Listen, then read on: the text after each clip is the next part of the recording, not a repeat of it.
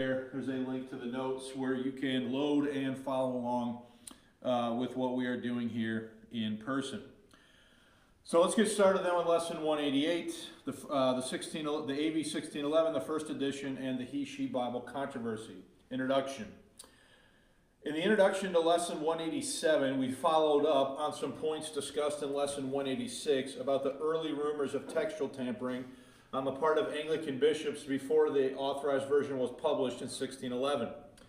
Interested parties are encouraged to read the notes for those lessons, for the lessons in question for more information. Following the introduction, we also discussed the following points in lesson 187. First, we looked at confronting the copyright myth, and then second, we looked at a brief look at early 17th century printing. Remember, we talked about different size Bibles. We talked about what printing was like in the print shop of Robert Barker at the time and touched on some of those points, okay? Before moving forward to cover new content, there are two follow-up points that I would like to touch upon, okay? First, regarding the copyright myth, one of our listeners left a comment on YouTube about a Bible she had in her possession that included a license granting printing rights to a publishing house of Glasgow, Scotland, named William Collins Sons and Company Limited, to publish 100,000 copies of the text. The following is an image of that license. The British Crown still possesses custodial authority over the text in areas under its jurisdiction. So this is an interesting, I included this because I thought it was an interesting piece. So this particular person was listening to the study from last week and said that they had a Bible that had a printed license in it, and they had never really given it much thought until listening to what I had to say about how the text was still under the jurisdiction of the British Crown even to this day. And so I took a picture of this and I included it. So let's read through this. So we're talking about this license picture right here. For those of you that are joining us online, I'll try to make that as big as I can. Okay, so it says, in terms of the letters patent, okay? So remember we talked about cum privilegio, the idea of printing with privilege. So, and how the Crown only vested printing rights in a handful of folks, okay? And how even to this day, in England or in areas controlled by the British Crown, you still have to have permission to print the text, okay? So it says, in terms of letters patent granted by Her late Majesty Queen Victoria to her printers for Scotland, okay? So notice, like I said, was Queen Victoria granting printing rights to certain publishing houses in Scotland, right? And of the instructions issued by her said Majesty in council, now watch, dated 11th July 1839. So this is referencing a patent to print that was issued by Queen Victoria on the 11th of July in the year 1839. Okay? I hereby license and authorize William Collins Sons and Company Limited, 144 Cathedral Street, Glasgow, to print and publish as by the authority of Her Majesty Queen Elizabeth II, an edition. Now that's the Queen that just died, like last month, okay? An edition of the Holy Bible in Ionia clear type, octavo size, to consist of 100,000 copies as proposed in their declaration dated the 27th day of September 1957. So this license is granted in 1957. Now the way I read this, it could probably be somewhat subject to interpretation, but is this a renewal in 1957 of something that was originally issued by Queen Victoria in 1839? Okay? The terms and conditions of the said instructions being always and in the points fully complied with and observed by the said William Collins and Sons and Company Limited. And then it's got and this is dated at London, the 13th day of October, 1957, by the Lord Advocate W.R. Millingen. Okay, so here we have basically a copy of exactly what I was talking to you about last week when it comes to this. Okay, so the authority, now you can see, is there rules this publishing house is going to have to follow to discharge this license properly, right? So they do not have the wherewithal to make changes without violating the patent to print that's been issued by the Queen. First by Queen Victoria in 1839, and then seemingly renewed by Queen Elizabeth II in 1957. So it's very clear then that the Crown, the British Crown, does have custodial authority over the text in areas under the Crown's jurisdiction. It is only in the United States or in the English-speaking world outside of areas authorized by the Crown that have this right. Now, I do want to show you one other thing. This company, if I can find it quick, this particular company, what is it called here? William Collins Sons and Company Limited. They also had, let me get the images up here, just bear with me for 1 second. I got all these organized. And where are we at? Right here.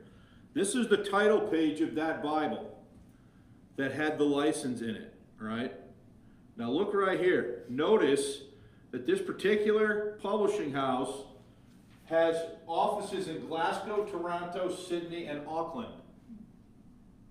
Now, I'm not recalling how many of those places were still under Crown authority at the time, but you'll notice that these are territories in the English-speaking world of which the Crown might still have some say in what's going on. So this is not an American printer. This is a Scottish printer that seems to have printing offices, multiple different parts in the English-speaking world, I should say, but not necessarily in the exact territory, and not in the United States, is what I'm meaning to say. So we can see here that there is custodial authority that the Crown has over these things. Okay, so let's go to page 2. Now, also, the second thing that was shared with me this week was by Mike Erspalmer, and it's related to a question Bart asked. Now, Bart, I don't even know if you remember your question. You seem to ask questions and then don't remember what you asked. But we were talking about, I was talking about the folio edition, the first 1611 folio edition. And if you guys recall, I was showing this page. This is an apocryphal page of a 1611 folio. And Bart asked if the other sizes, okay, the quarto, did I say it right this time? The quarto and the octavo size, did they end and start and finish, etc., in the same spots when it comes to the text? Remember asking that question, okay? Well, Mike did some poking around online. Let's read the point on the top page 2. Second, Mike Erspalmer did some sleuthing on the internet as it related to Bart's question from last Sunday about whether the type size of the quarto and smaller size Bibles was reduced. Remember that question you asked? All right, good job. Mike found a 1612 quarto size New Testament for sale on Etsy for $19,950. So any of you that want to buy me a Christmas present, you can go to Etsy and buy this. Okay, now here are some pictures. Let's read the rest of the statement. An examination of the published photographs reveals that the font from the 1612 quarto edition is the same black letter font as the 1611 folio edition and appears to be the same size as well. The page layout, though, is also considerably different from the 1611 folio edition. All right, please consider the following images. So these are the images taken from the website, okay? So I've got that zoomed in pretty far, but I want you to be able to see some of this detail, all right? Notice, first of all, that the spine says New Testament, and then it has London 1612 on the spine, okay? Then if you look at the title page, this is just a New Testament edition. So it says the New Testament of our Lord and Savior Jesus Christ, newly translated out of the original Greek, and with the former translations diligently compared and revised. Then it says imprinted at London by Robert Barker, printer to the King's Most Excellent Majesty, 1612. It's clearly dated 1612.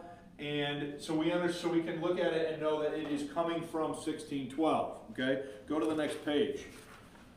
The next page, we have some additional images. All right?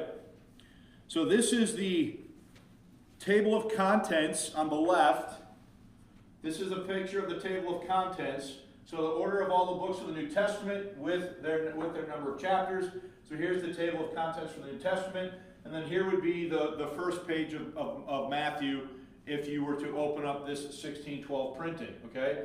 Now, you can see from the font, we can also look here at Philippians, the beginning of Philippians. You can see from the fonts that they are the same fonts that are on this page right here. So this is still black letter font. They appear to me to be the same size.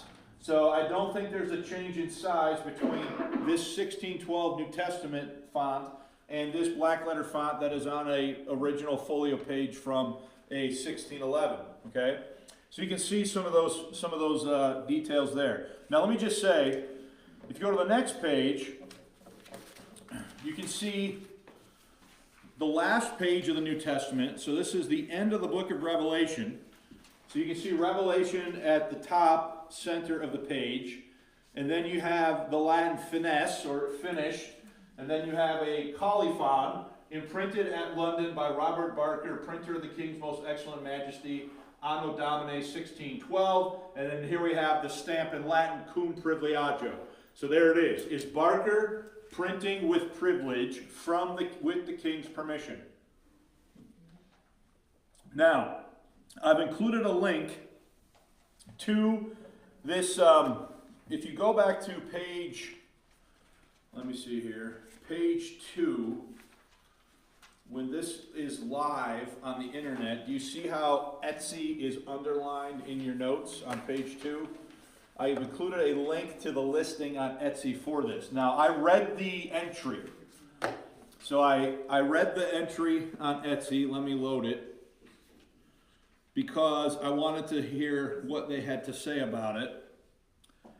So this is the entry online on their website. And then you can see here that there's a long description of this particular Bible that they are offering for sale for nearly $20,000, right? So I don't really trust necessarily the information that these websites put on there as far as sales. So what I did is I dug out my copy. I didn't have to dig far because I was using it for some other stuff, as you'll see later in this lesson if we get that far. This is my historical catalog of the printed editions of the English Bible, 1525 through 1961, and this was edited by A.S. Herbert.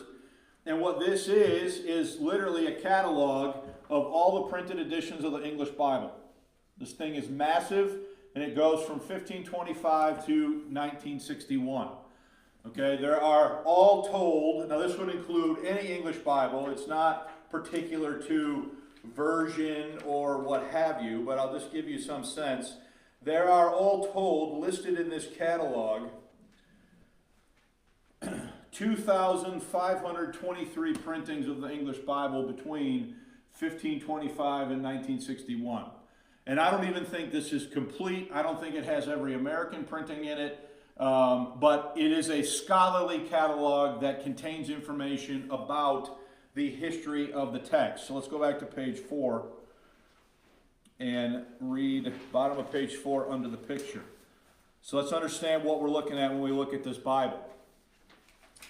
This Quarto New Testament from 1612 is entry 318 in A.S. Herbert's Historical Catalog of Printed Editions of the English Bible. So it's the 318th entry in the catalog, okay? So it shows up on page 136 And the quotes I'm taking here are from Herbert's catalog. So let's look at what he says about it, okay? Herbert's entry reads as follows, quote, he says, the first quarto, New Testament of the King James Version. Then I have bracket here. The Etsy listing claims the volume was printed under the direction of Lancelot Andrews at the proposal of King James I within a few months after the famous First Folio edition of the King James Bible in 1611, and it is far more rare than the folio.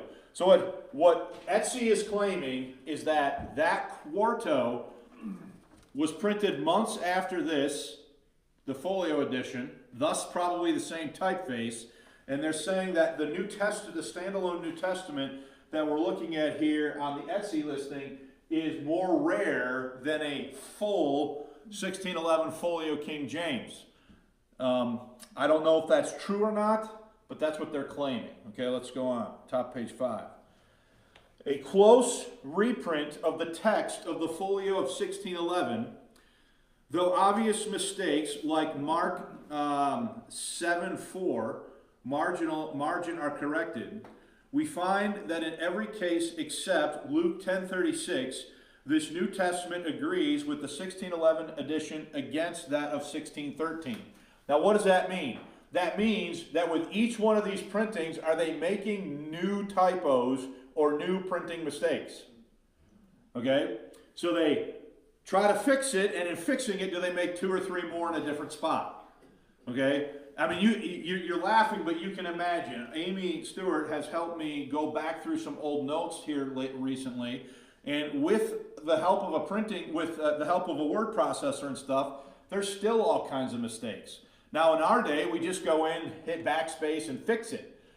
Back then, if they didn't catch it when they went through the pages, they typeset it, then you got 100,000 copies with that dumb spelling mistake or that typo on it, and you can't do anything about it until you make another print run. And then you try to fix all the known ones without trying to make any new ones. Okay? So the description on the preliminary leaf within border, so let's go back to the pictures. So what is he describing there in his catalog? He's describing this. This is the preliminary leaf with the border around it. Okay? One preliminary leaf, title within border, on verso, the list of books. So here we see that, right? So on the verso page, the opposite side of the title page, you have the list of books. And then starting here on page 1, you have the Matthew chapter 1, verse 1. You see that? Go back to the notes. One preliminary leaf, title within border, on verso, the list of books, the text, page 1 through 868. So let's go to the end and see if that matches. 686. Here is the last page of Revelation. What's the page number? 686. We go to the end. We have the colophon. We know that this is the end of the thing, and we have printed with privilege by the King's printer in 1612. So, is Etsy accurately identifying this as a 1612 quarto New Testament? Quarto or octavo? I can't remember. Quarto. Was it quarto? Yeah. Okay, quarto New Testament. So once I can confirm it in a scholarly record, now I'm willing to believe Etsy. Okay, because without that, I'm just like, yeah, I just don't really know. The internet is full of folks that are not honest.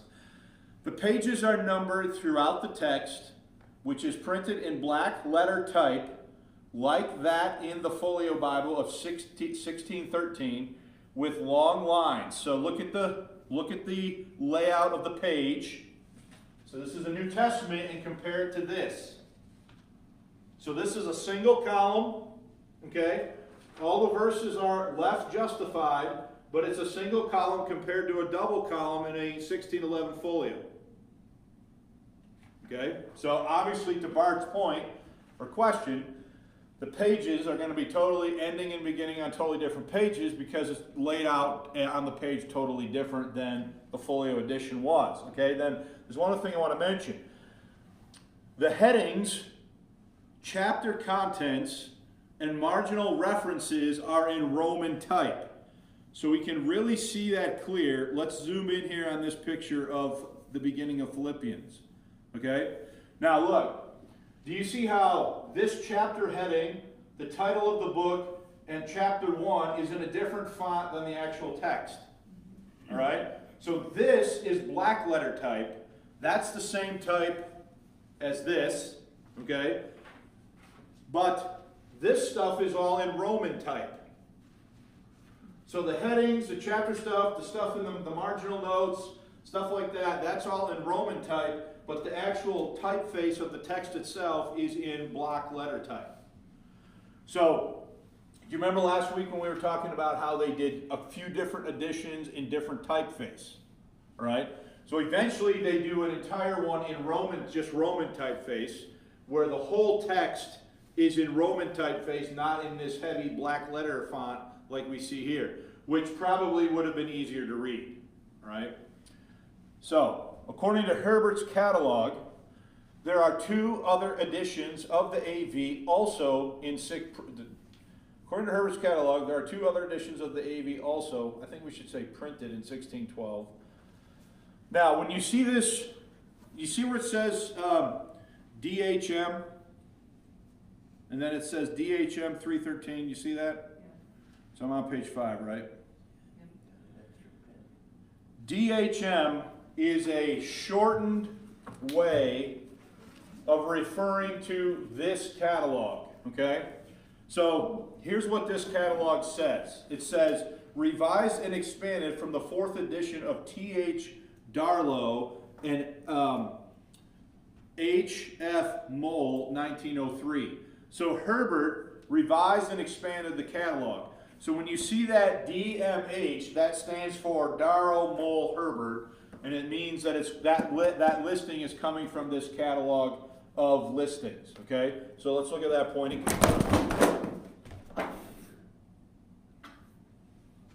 There we go. The camera didn't fall over, so we're doing pretty good.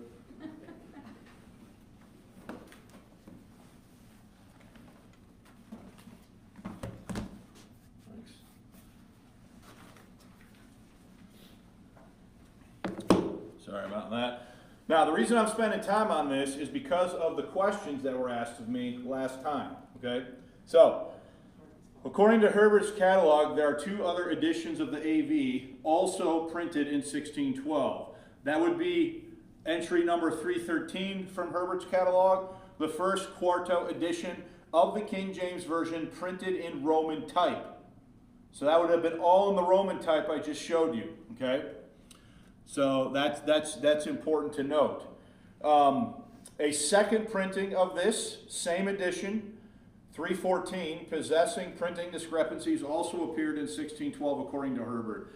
So now that is 2 quartos of the whole Bible printed in 1612 in Roman typeface, and are there printing discrepancies between both of them? That's what that means. So they make mistakes in one that they don't make in the other, and not in the same spots. All right. And then we have here 315, the first octavo edition of the King James Version, printed in Roman type.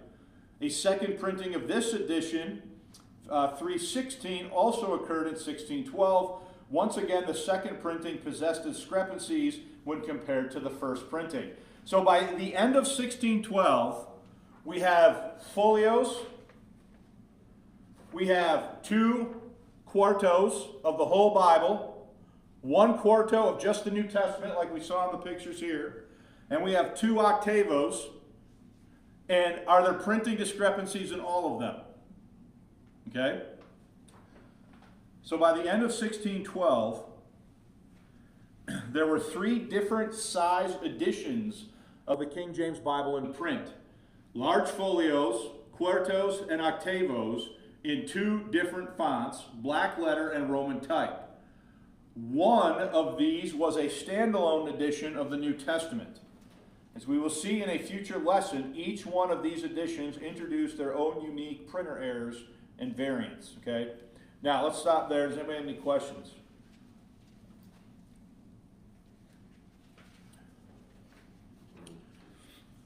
Now, the reason I'm covering this too is because people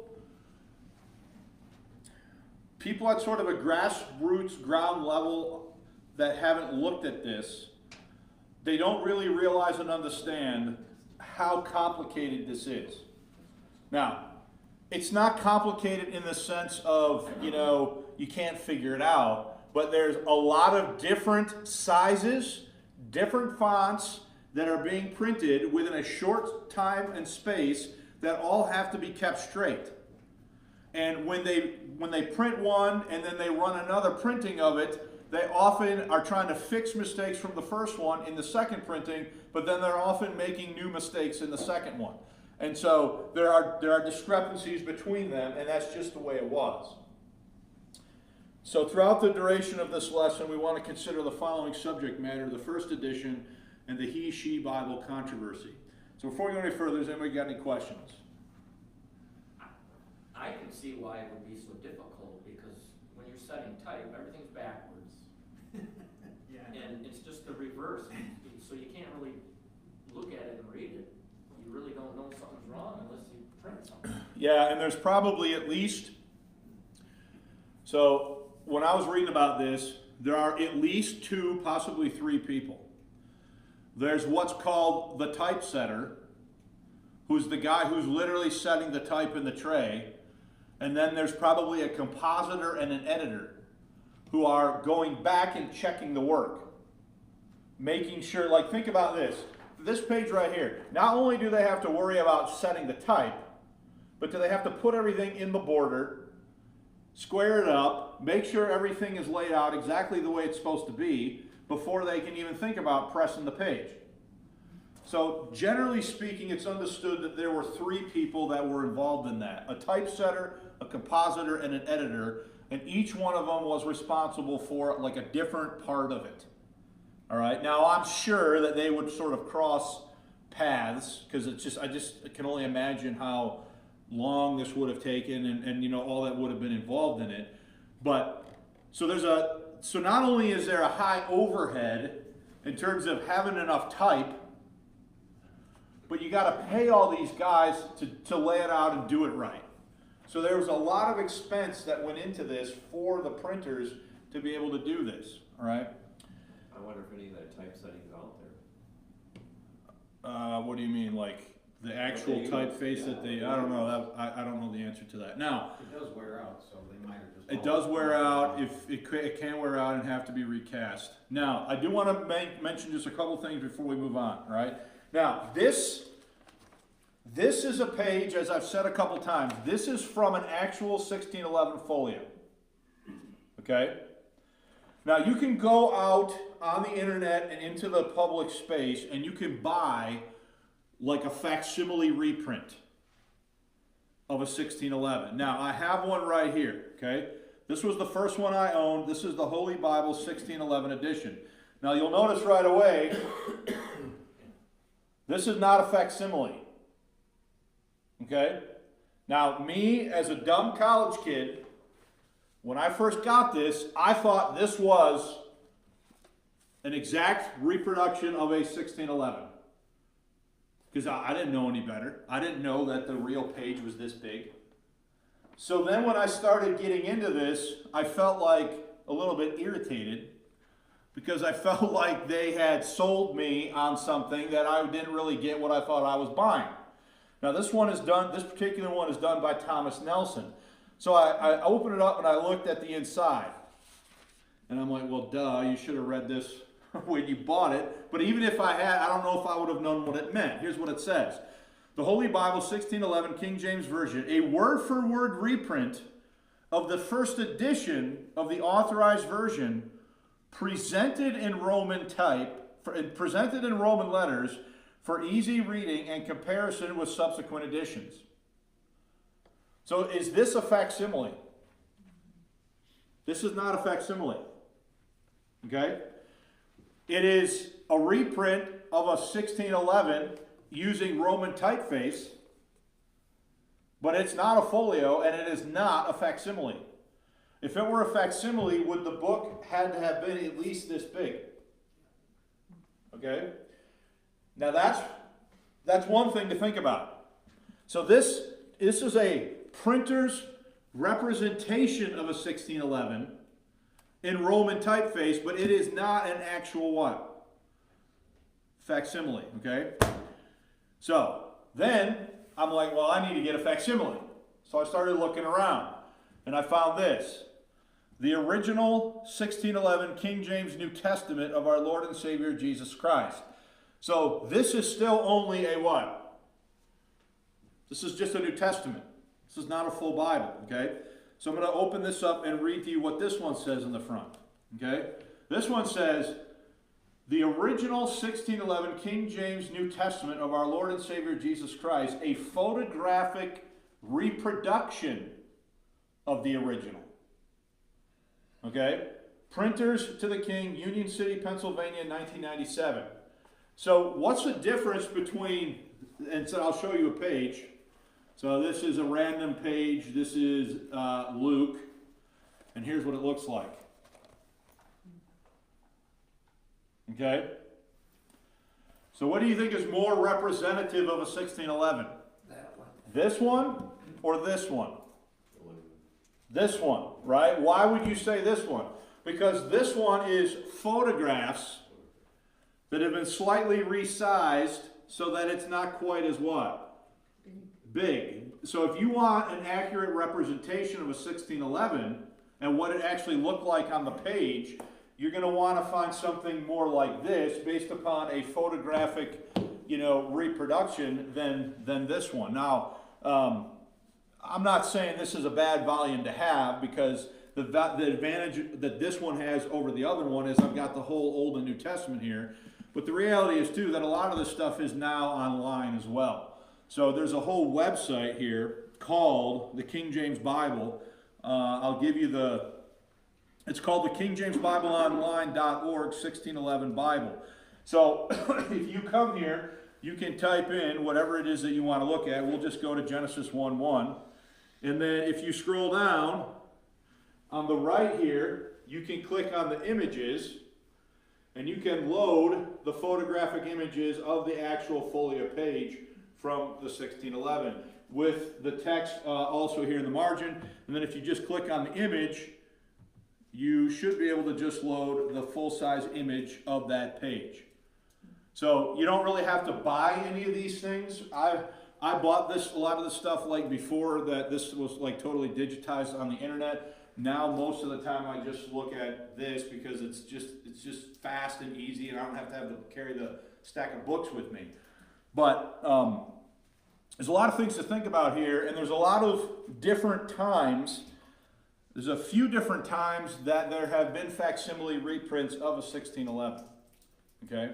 So does anybody have any questions or comments about any of that?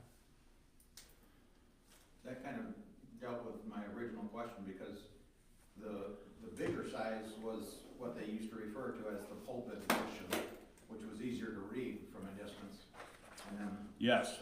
the Bibles that you had, you had to have your specs out or be able to see very well to read some of this. So this folio page, these were originally made for use in the pulpit. So these would have been purchased by Anglican churches for pulpit use, the big folios. So they would have been basically roughly that size, but like, that thick. Like 6 or 8. Like just 6 or 8 inches thick with all of the pages. And this isn't thin paper either. Yeah. Here, I'll pass that around. You guys should feel that paper. That's like nice, Heavy stuff. heavy parchment type paper. That's not cheap paper. All right. Any other questions about that? Now, I'm looking at where we're at, and I'm looking at the clock. And I know that we're never going to finish talking about this he-she Bible thing if we start. So I'm wondering if maybe we finish early, or do we get into this? What do you guys want to do?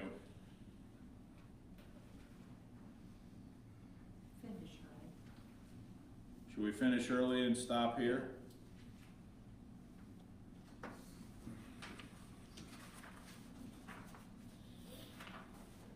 It's probably the best choice.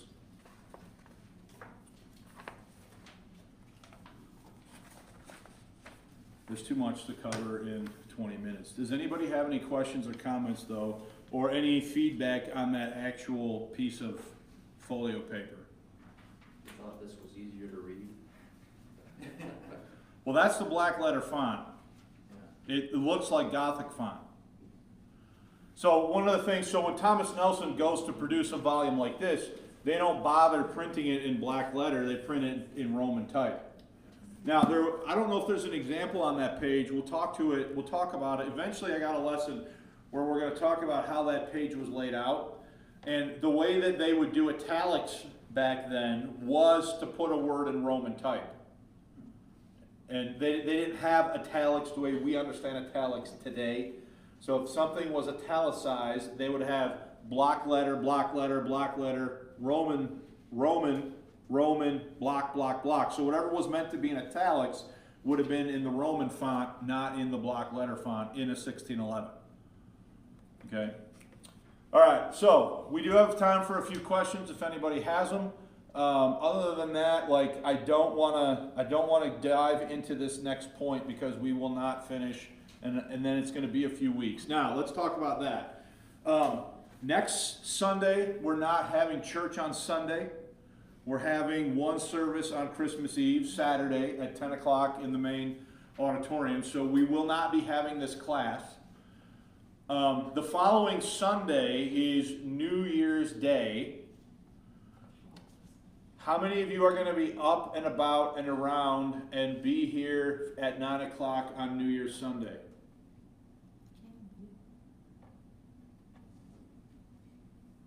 Stewards are going to be partying.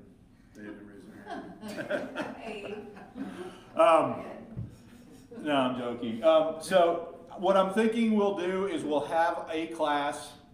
I will talk about something, but it probably won't be this topic. We'll wait until after the holidays are over to resume this. So it would be the second Sunday in January where we'll talk about the first edition and the He-She Bible controversy. Okay, that page right there is actually taken from, at least according to Willoughby, from one of the He-She Bibles. Now the reason it's called that is because there's a famous printer error in a verse in Ruth where some of them said he and some of them said she. So that is not like a 17th century gender confusion issue. That is a 17th century print shop confusion issue on, it's, how many of you have ever heard of the Wicked Bible? You ever heard of the Wicked Bible? There's, I forget the year, but there's an edition of the King James called the Wicked Bible where it says, "Thou shalt commit adultery." The printer forgot to put the word "not" in. Now there's some legend even that whoever was responsible for that did it on purpose because they were mad about something. I don't know if that's true. I don't know. I've read that legend. I don't know that that's accurate.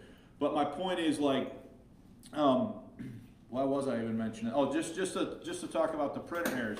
But the He-She Bible is not a gender confusion issue in the minds of 17th century people. It was a print shop error confusion issue. Some came off the press saying she, some came off the press saying he. So this particular one, Willoughby is advertising it as from a 1611 She Bible. Now, as I'm going to argue in the next lesson when we talk about the next point, which we're not going to right now, I think Willoughby's probably wrong about that. I think the She Bible dates from 1613, not 1611. So anyway, any other questions? All right, so let's just recap.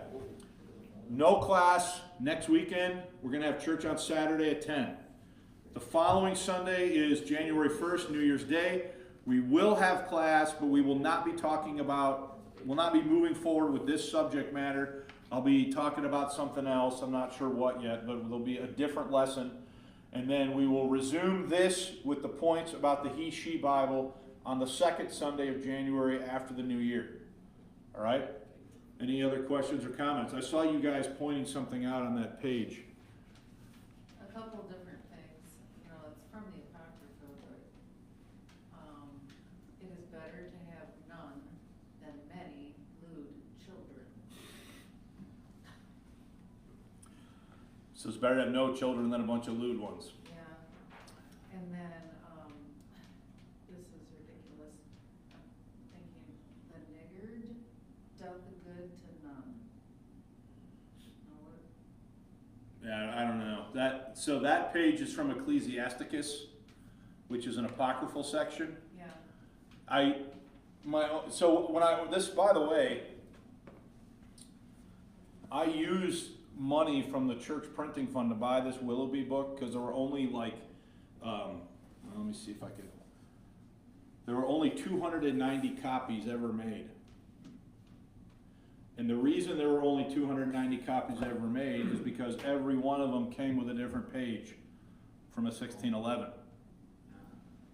So, and every one had a different leaf in it.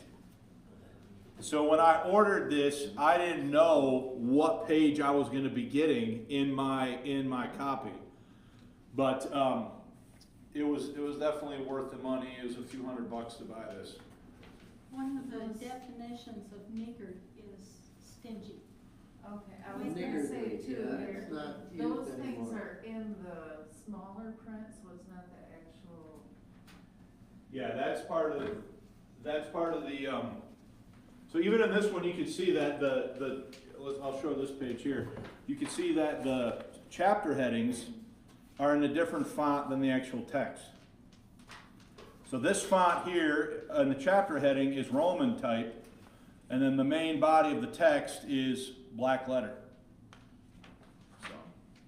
But that's good to know, so we have that means something. Yeah, they were not. Grandma used to use it a lot. He's niggardly, meaning he's stingy. Yeah, that did not mean that was not originally a word referring to a racial slur. But since, it's not used anymore for that reason. No, it's not. It's not used anymore for that reason, is right. All right, well, if there are no questions, we're gonna call it good on this lesson. Hopefully you weren't, just a little bit more of a show and tell session, I guess, but hopefully it wasn't too boring for you. And we'll move forward with this. So I'm thinking, I don't know if we need to really reconfigure anything on this, but I'll let you know when